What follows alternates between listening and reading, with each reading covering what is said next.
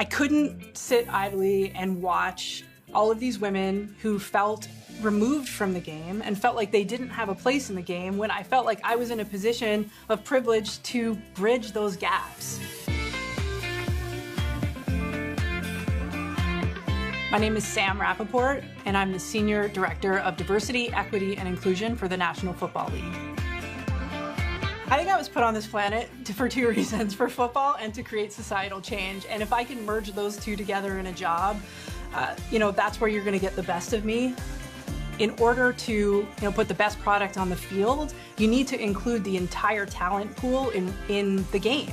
Whether that be on the field, media, communications, on the business side, it doesn't matter. This game truly is for everyone, and we're proving that time and time again as more and more different types of people are getting involved in the sport. There have been a lot of firsts, and the ultimate goal here is ubiquity. What we're trying to achieve is not celebrate firsts anymore. There are thousands of women in this country who want to work in football, who are incredibly passionate about the sport, and deserve to be on the sidelines.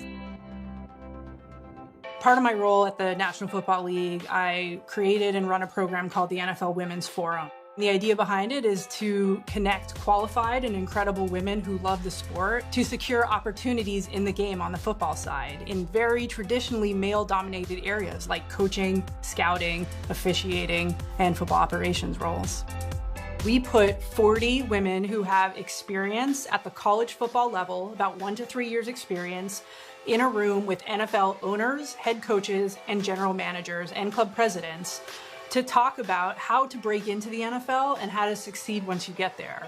And so there's a lot of value in the panels and the breakout sessions that we have, but the most value derived from the program is the connections that they make. The majority of the participants in the program this year got jobs, and 83% of them were women of color.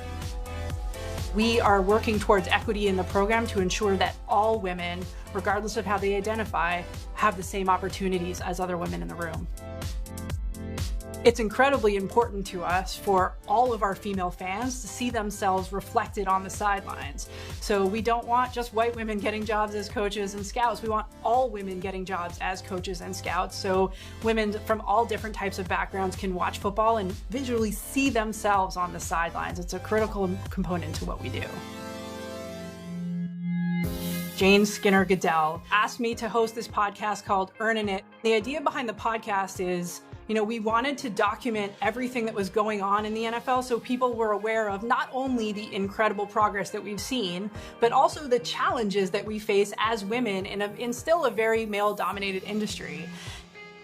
When people listen to the podcast, not just people in football or sports, really anyone listening to this podcast should be asking themselves, why do I not have gender balance on my staff?